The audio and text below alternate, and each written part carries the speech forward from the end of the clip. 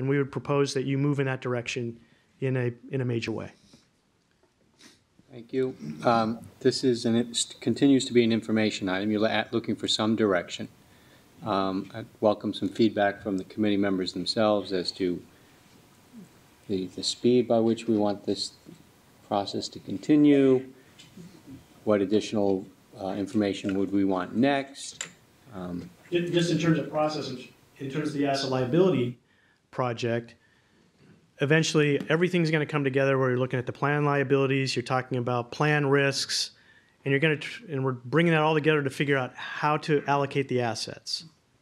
The framework what I'm proposing is that the framework on allocating those assets would be a risk class framework, not an asset class framework. Because a number of you haven't gone through this before. When we integrate the two, you end up looking something very different. And that is you end up looking, here's what's going to happen to funding levels and contribution rates given different combinations. And so you really look at something that's vivid because here's what it's really going to cost. And this methodology, in its most simplistic forms, is just another way of getting more diversification. And it's a more sophisticated way of diversifying portfolios than using traditional asset classes. But at the end of the day, what you will be investing in is, in fact, the same sorts of things you invest in today, but probably with different weights. And they could be very different weights. And one of the policy decisions that you're going to have to make is, are you willing to look different than your peers? Because if you're not willing to look very different from your peers, then this is really an exercise that's well worth doing, but won't give you a result that's meaningfully different than what your peers do. Chris? Sitting back here from the staff perspective, and I may be overstepping where you guys are as an investment committee, and I think you said at the offset you wanted to see staff and PCA not disagree, but have different points of view. So I have a slightly different point of view to Neil's recommendation. I'm not sure you have enough information in front of you to make a decision to just go 100% the risk class.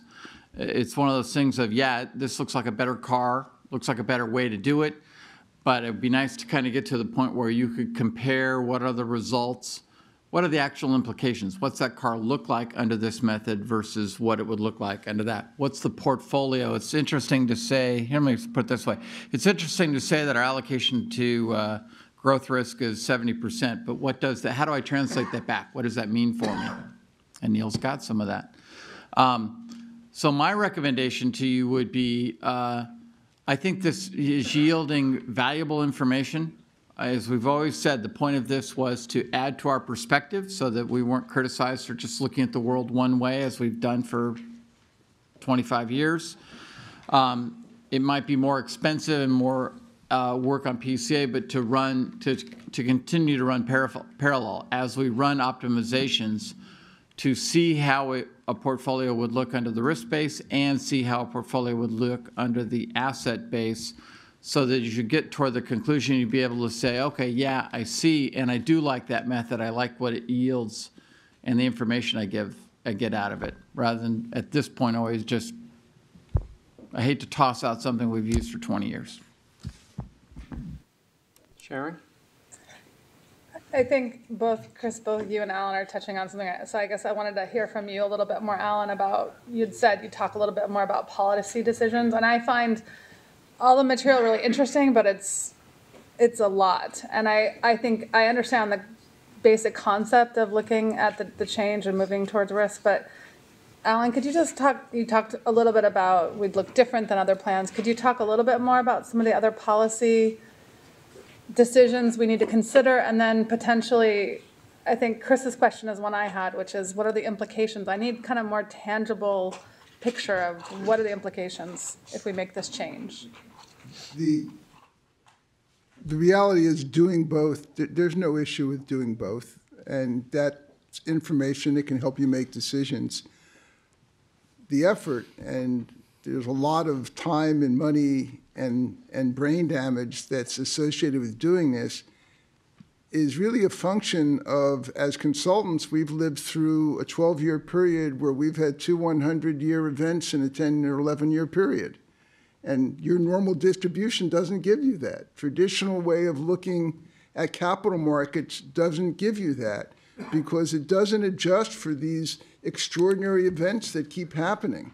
It's like the person who builds in Malibu who says, well, we're not going to have another 100-year wave in Malibu. And every 4 or 5 years, their house gets torn away, and FEMA comes in and gives them another loan.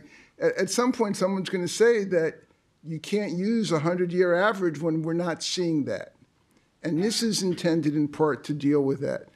But the direction from policy, which is really what you're looking at, is where you're going to focus. And do you want to focus on the left-hand side of the distribution of losing money? Because that's not where the focus has been in the past. The focus in the past has been how do we get the highest rate of return? And what Neil's work is tried to do is say, how do we give you that same level of return that you would have expected doing it the traditional way, but do it with less risk? And then maybe give you some alternatives, not just a portfolio, but multiple portfolios using another methodology.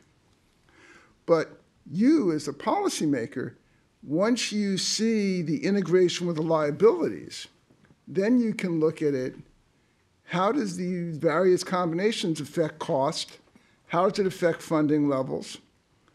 And at a certain point, you suffer a major loss, and I hate to say this, but the institution is no longer a going concern.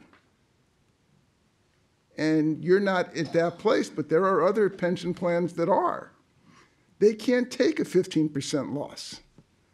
And that's the kind of thing that you need as policymakers to say, we might be willing to give up some return so that there's a much lower likelihood of that happening. And then it goes into how do you structure the portfolio?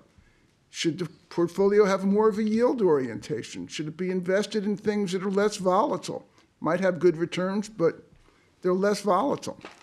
And not necessarily looking at your equity market and saying, we want to look like the broad equity market.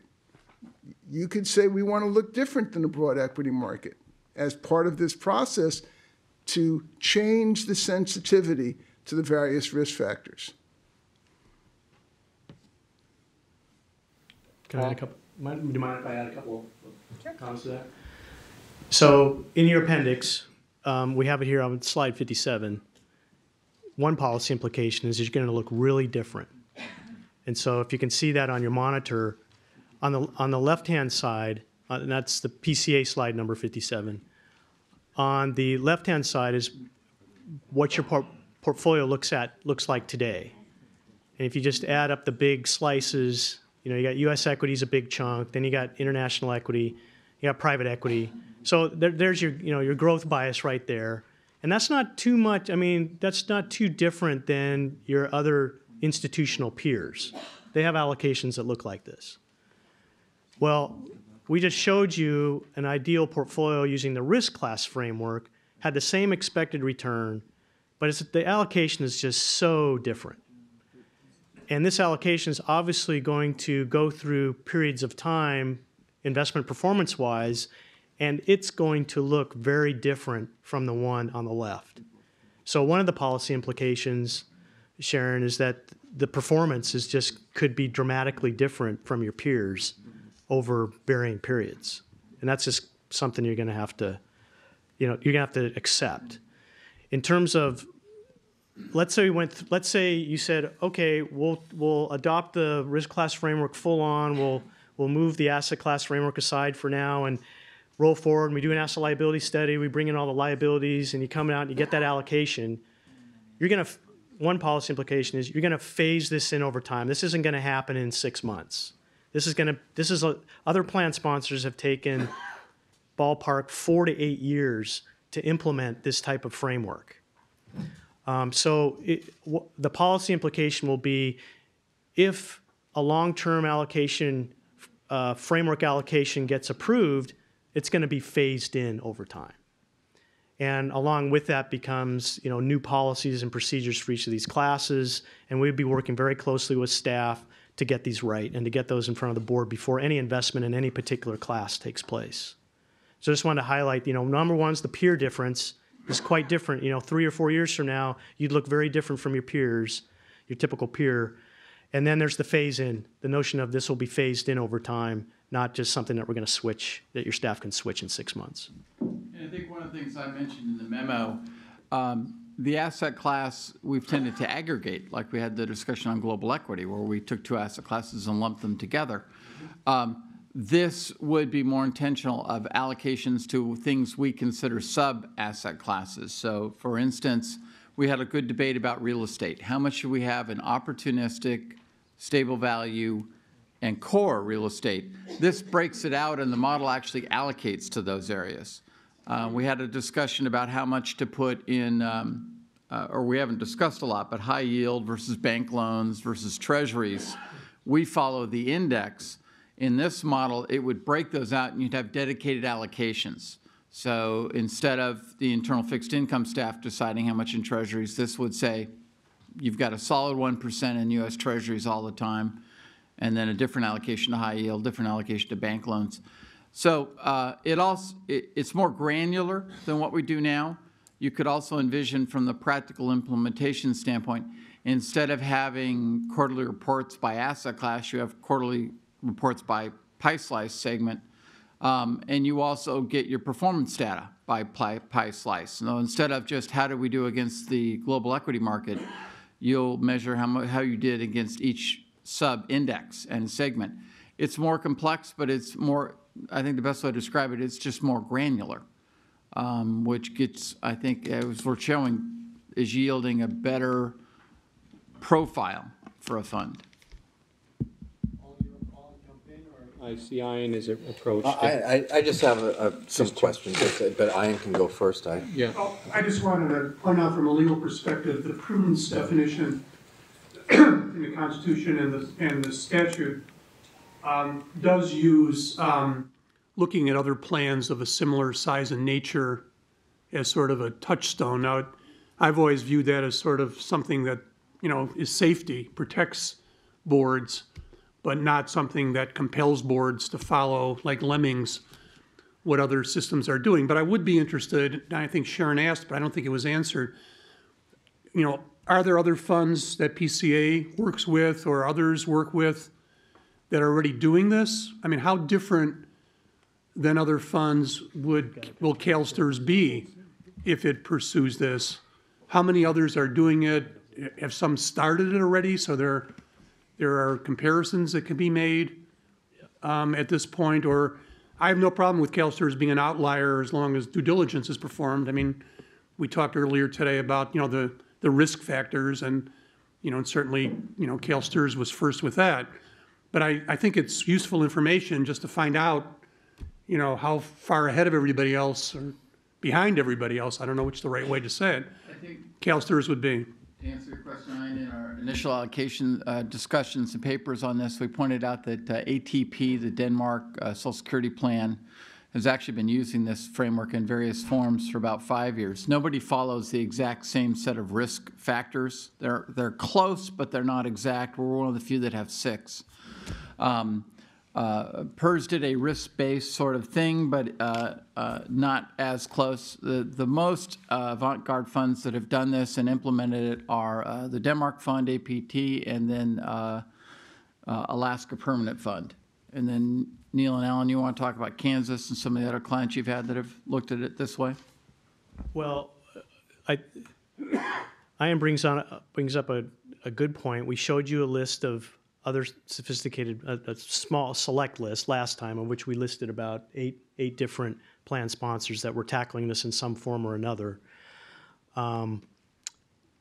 We have examples in the appendix. They're focused on particular classes and how the different plan sponsors are focusing that, and they go directly to the Chris's examples: ATP, CalPERS, and Alaska Permanent Fund. They do, from a strategic high-level perspective, they've already organized their classes across major risk categories and are moving away from asset class categories at the highest strategic level. Thank you. I share the cautions that Chris suggested, and I'm trying to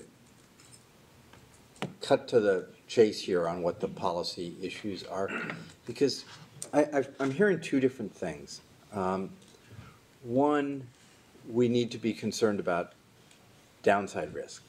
That's really, I mean, Alan keeps talking about that, and I totally agree that, you know, downside risk is a bigger concern, I think, than upside potential. The second thing, though, is that we can improve the risk-return trade-off. Those are two totally different things. And so I think improving the risk-return trade-off is not a policy issue. Obviously, if we can do that, obviously we want to do that. So the question is that possible? And so I think we really have sort of, and is that possible? Does a risk approach help do that better than an asset allocation approach? And what I guess my caution here, my caution is operationally we're being asked to make two changes too. We're not only being asked to approach things from a risk class rather than asset class, but we're also being asked to change from an assumption of normal curve distribution of returns to your very tailored class by class projection of returns based on 40 years of history. And that's where I have a problem. That's where I have a problem that we're basing this all not really on a change from asset class to risk class, but we're really basing it on a change from an assumption of normal curve distributions to your new expectation of future returns. And that's only 40 years of history. And one question I would have is, when you make all of these changes, and now you've given us a new portfolio that, I mean, it's not up here now, but I thought it was interesting. It cuts equity from about 50% to about 25%. Sure. It increases private equity from about 14% to 20%. Yeah.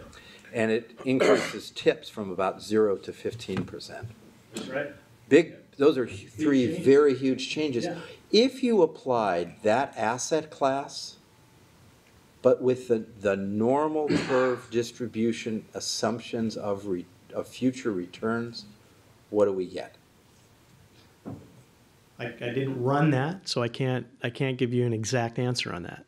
I don't think it would be radically different than the risk class structure that you're seeing now.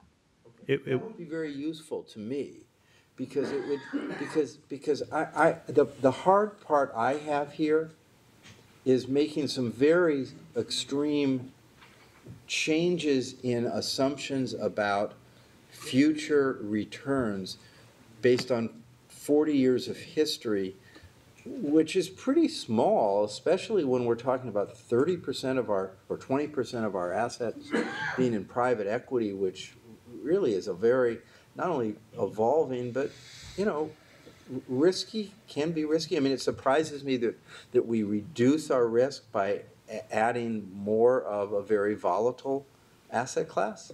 Well, there's a variety of trade-offs in there. I mean, understand that. yeah, and that you know that all. I'm saying it would be very interesting. It'd be useful to me to see that analysis. And I don't know how easy that is to do. Just normal, all these classes on a normal distribution basis. Well, may I suggest we just make that as a formal request, and Mr. King can put that there is a request that we'd like for Thank you. that to happen. Lamont, did you get that? I think that needs to be clarified. Probably 2 times. Right. The method for doing the expected returns That's the method we've used in the last two asset liability studies. This isn't new to CalSTRS. So moving away from the traditional normal distribution is becoming very popular, or at least much more popular, and something we've been doing because we believed that just doing that traditional way of doing it wasn't giving you very good answers. So it's really not new. So could I make another clarification? When we do our process, we certainly do use the behavior that we've observed of these different asset classes or risk factors over history.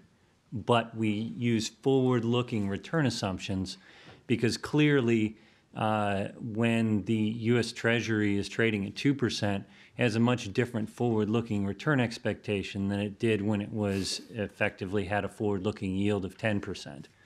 So just going out in history and saying, let's sample from the returns of the last 40 years, that's not what we do. Yeah, we don't do that. We basically take the behavior of that last 40 years, but we apply forward-looking return expectations on that because we're at a different starting point than we were 20 years ago, than we were 40 years ago, et cetera.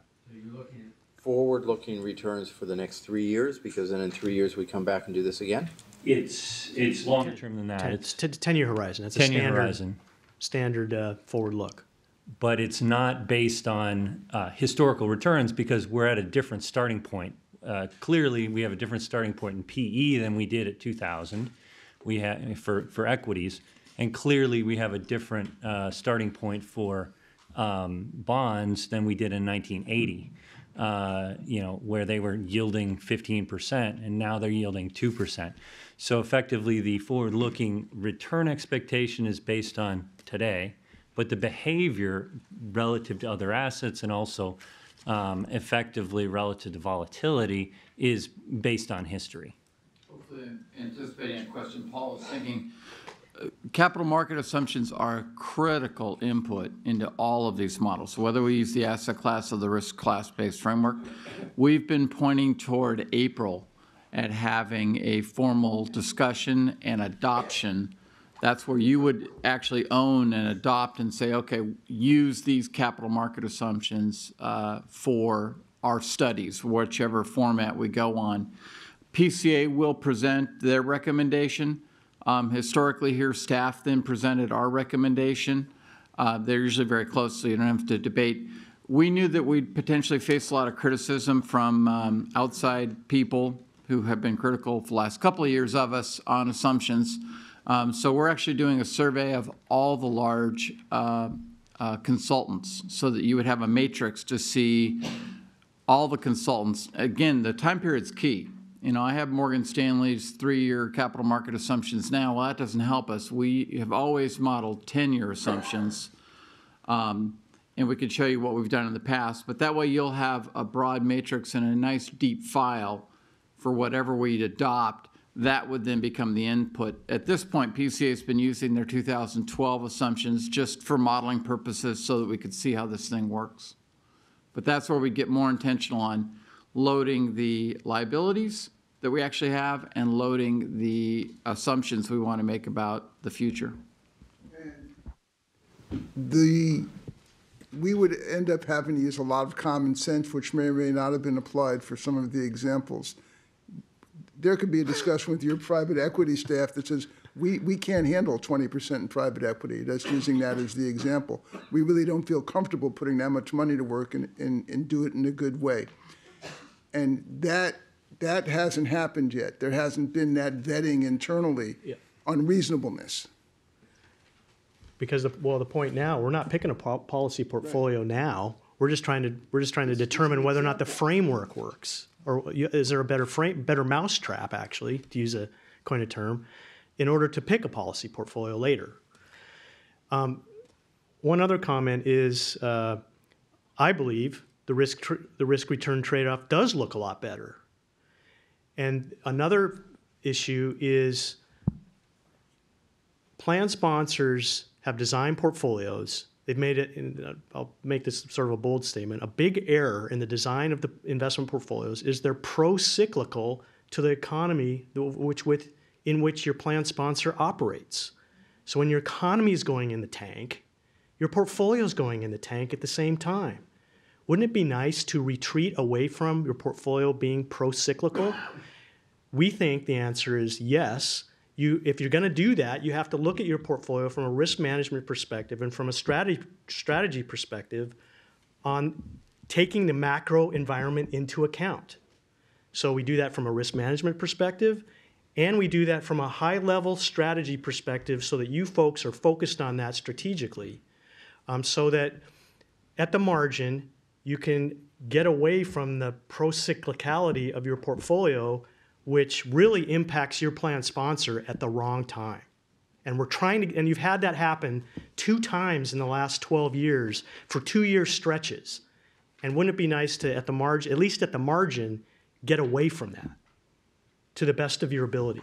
That's what we're trying to do with this type of framework. We're trying to bring that to you. We're trying to bring a solution to you because we care about that. If you could take, if the plan sponsor and their system could not end up being pressure points on each other, but actually complementary to each other, wouldn't that be a better world to operate in? So that's a big. Paul, buzz back in for a second. I'm sorry that you. Hold on a second. And then, Rich, you're going to have to buzz back. No, go ahead. I'm sorry, I just. Pursue. Go ahead. I'm with you until what you just said, because I don't get how this does that. I can understand the idea of that maybe there's a way, I'm dubious about it, of improving the risk-reward trade-off. I mean, it seems to me the one thing that is proven over the long run is if you want less risk, you develop a portfolio, however you approach it, from an asset class perspective or a risk class perspective, that has less expected return. And I hope, I don't want us to be responding to,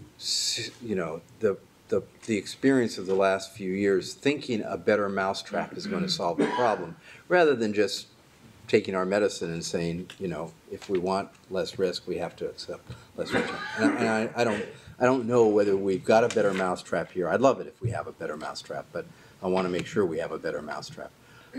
But I don't understand how this is the problem I have. I mean, the better mousetrap of improving the risk-return relationship, that makes some sense if that gets us there. But I don't understand how it reduces downside risk. I don't understand how it's anti-cyclical, unless we're just timing the market. And I mean, I went back here and looked at the report from a year ago, and we had, bells and whistles going off about the fixed income market a year ago. And as Chris said, yeah, it may be the next bubble, but we don't know when the next bubble is going to happen. So I have a real problem with something where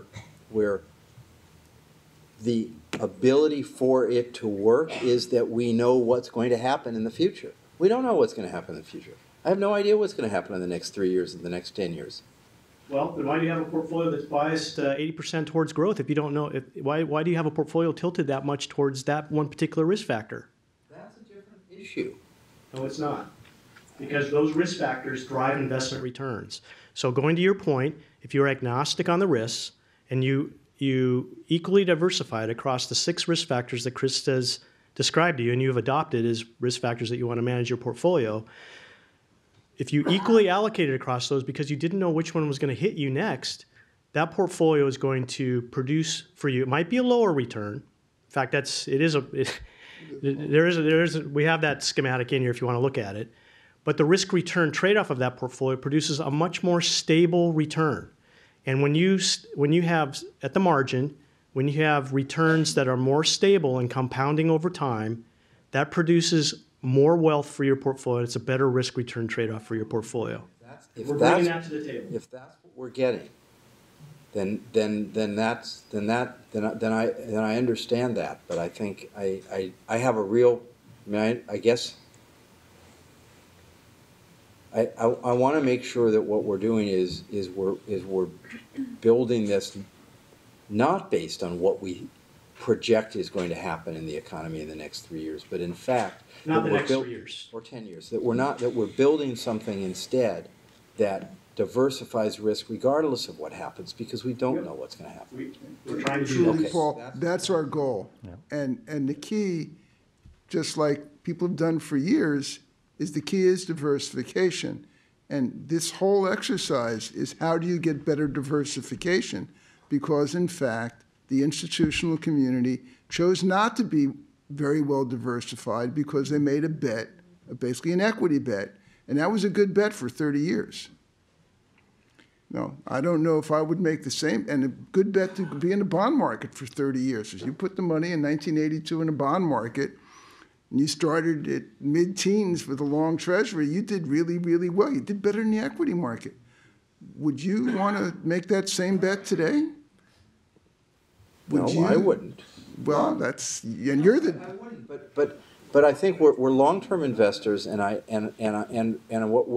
what we know is that we don't know how to predict what's gonna happen. that's exactly right. Yes, the bond market is probably poised to be very At risky. some point. Yes. At some point. Yes. But your willingness, which I applaud, to say, I don't know, which is something that's very hard for anyone who's sitting on $150 billion to say, your willingness to say that, we support that, we don't know either. But we do know that there's a lot of evidence that some of these asset classes don't perform in the same manner in various economic conditions, and that's fundamental diversification. And this whole methodology, this exercise, is how do we get better diversified? Okay. And I would add that the issue with asset classes is that most of them are mixes of risks.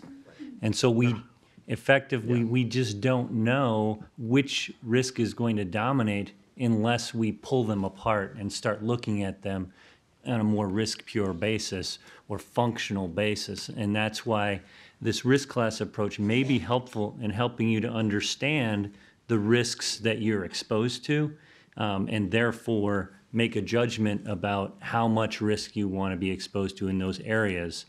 Right now, you only have the tools of an asset, which is a mix of risks.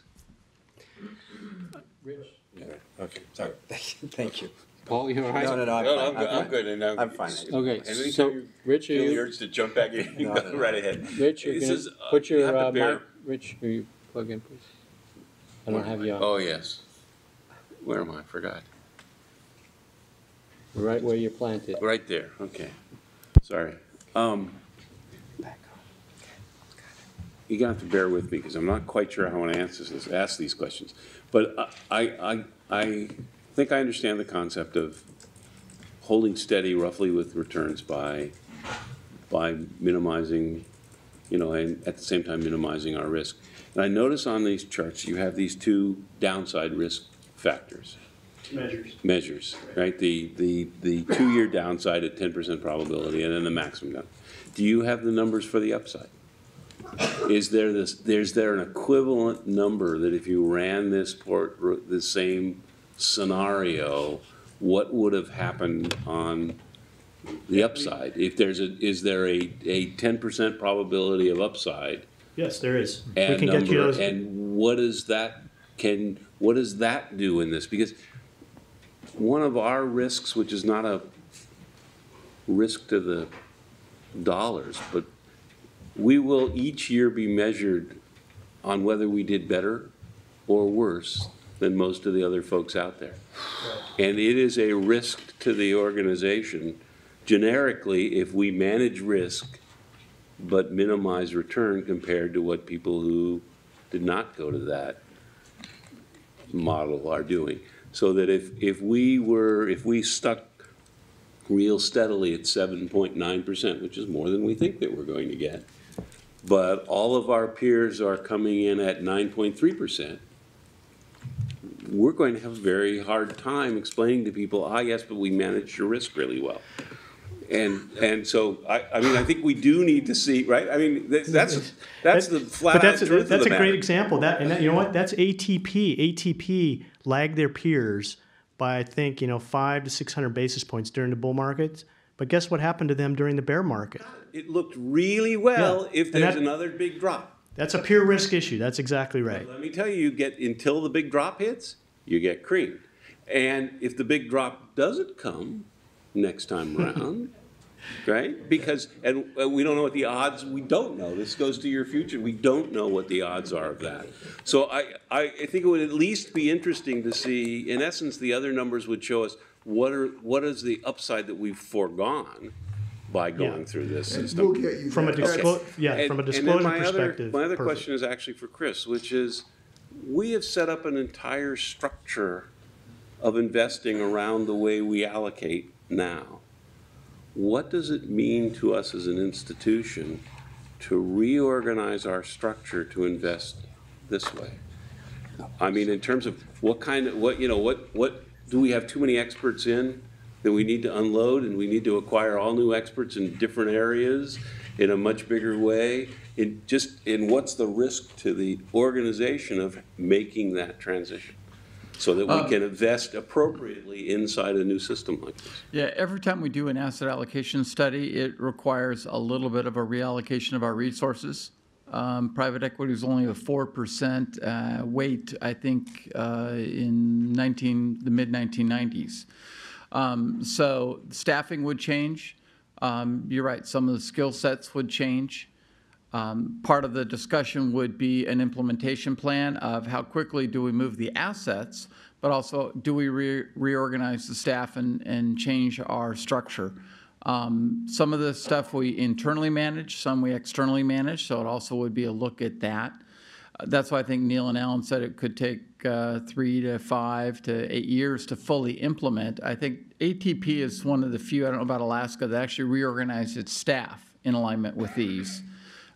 PERS just kind of moved people, changed people under different reporting assignments, but some of these allocations would require different groups. It would also change, I tried to use an example of our quarterly reports. If you look at our quarterly videos that we send you or the quarterly reports, that's a good example of how the reporting would change. You wouldn't just have an equity report, you'd have reports over lots of different parts of the portfolio. And it just, like anything, would be a reorganization and change. We'd develop a plan, and we'd execute the plan. But if that was a motion for more staff and more budget, I'll second it. Well, that is certainly one question that it raises. Is it, in fact, does it require, since we are going to be deeper into a broader array of things than we are now, will that require a staffing up? It's too early to tell you. We'd have to get into it. You know, as I look at this and kind of just, the staff is all looking over my shoulder too, because I knew people upstairs are watching and they're kind of interested, very interested. In some cases, no, I could actually see us reorganizing, but there are some asset categories we have $30 million in. So yes, that would be a definite change of how we do it and staffing. Whoever 3 or 4 people you have to kids And that's something they live through all the time, which they have fun with that, so don't worry. I want to agree with my colleague, Mr. Ziegler, on the policy issue, because I think that's one of the issues that Alan brought up in terms of, you know, how does this affect the cost for our system?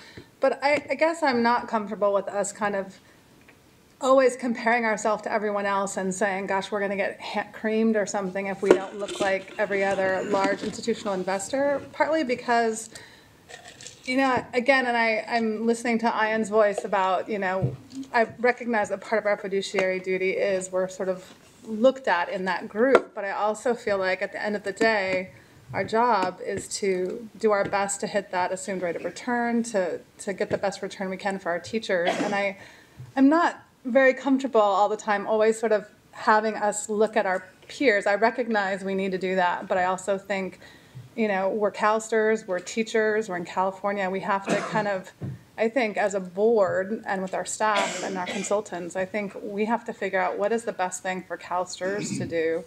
And obviously we can't ignore all the other institutional investors out there, but I certainly think that we've got to figure out where to go from here. And what I'm hearing in the conversation is, and I've heard this in several board meetings now, we're in a new world now. We're not in the same place we were at 20, 30 years ago. And I do think it's risk is a huge issue. I completely agree with looking at the downside risk. I think that's exactly what we should be thinking about. So I'm open to kind of moving in the direction of looking at this new framework. I obviously think in our conversation today, there's some questions and ideas that have come up that we need to get more information about. But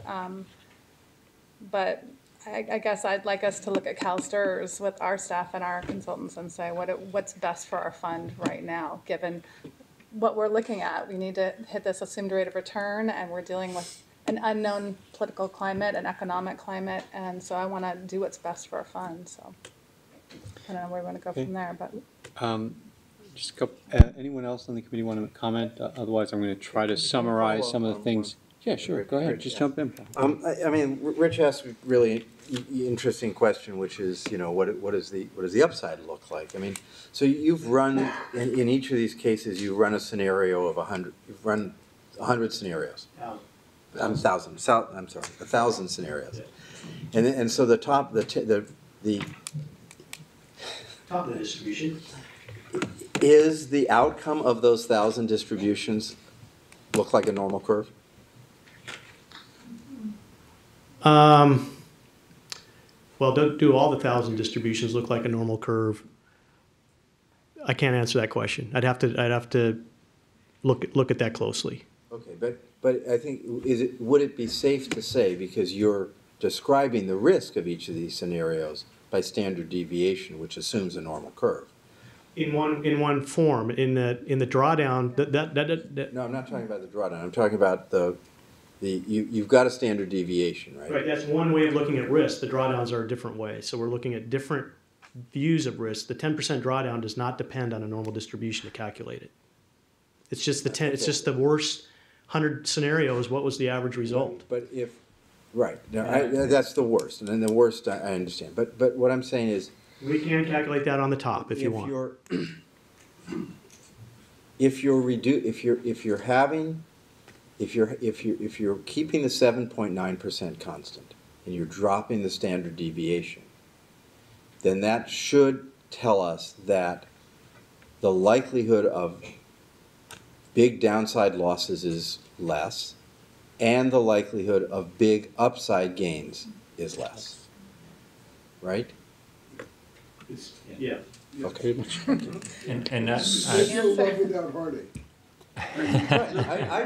Well, I but- want to be clear. There's no free lunch here, right?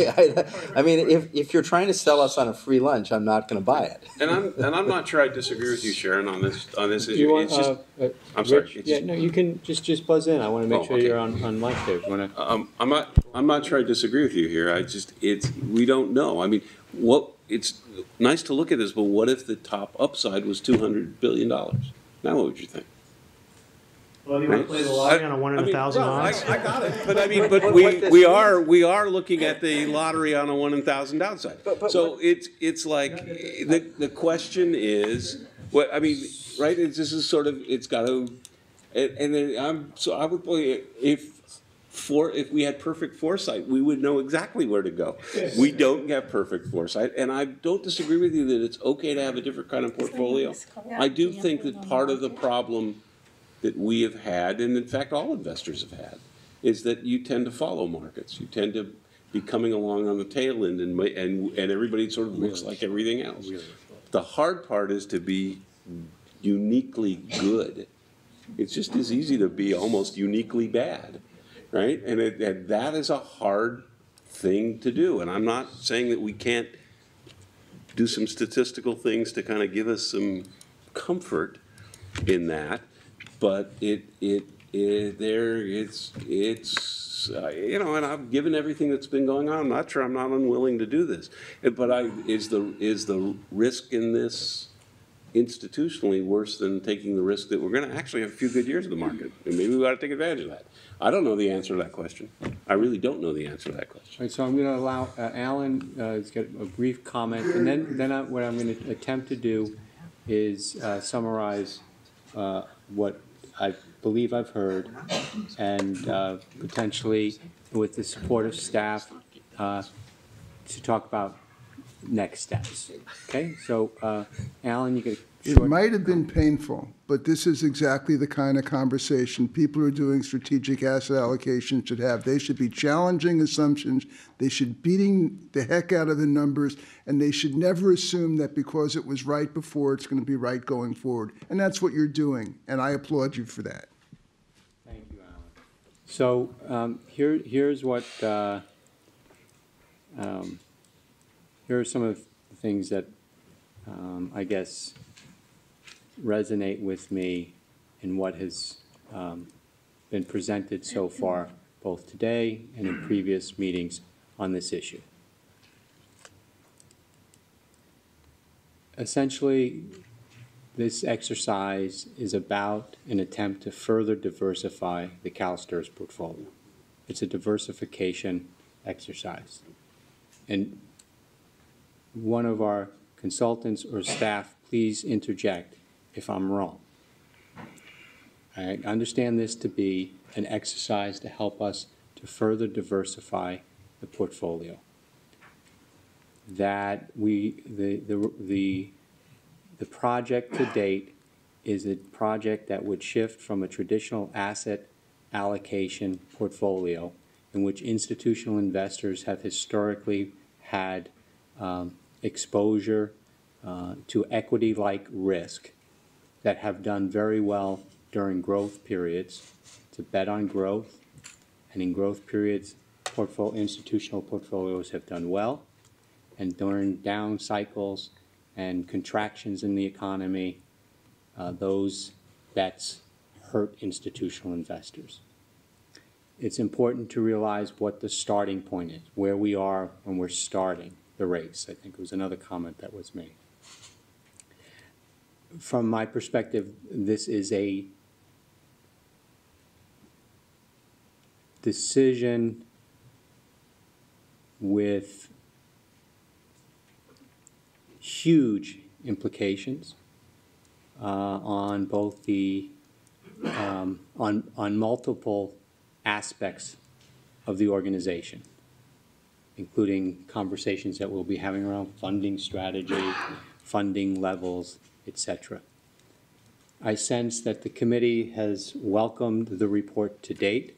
It has raised our consciousness and awareness and dialogue about a new way of a newer way of looking at how to allocate assets in a large portfolio, institutional portfolio. There are a handful of investors like us around the globe, TPG being the primary one. Is it TPG? APG. They're one of your private equity advisors. Right, yeah. All the acronyms. Do they keep those all, ATP. to keep us confused? APG, yeah. Think tanks. So I was just gonna say. our fiduciary counsel has, our fiduciary attorney has raised that issue of kind of being a little bit of an outlier. Do you really want to be that outlier? I think the committee believes that, my sense is that the committee wants to continue to explore this. Neil was asking for some clear direction that we got to move in this, this is what we think you should be doing. That any decision around this that would make that kind of dramatic shift would take multiple years to fully implement. I concur with just about everything that the questions that Paul raised, and trying to, to understand and grapple this. I don't sense that the committee's at any level of real clear consensus that we want to say, we want to embrace this and we're going to go forth. I do think there was a request for some scenarios that Paul had asked for.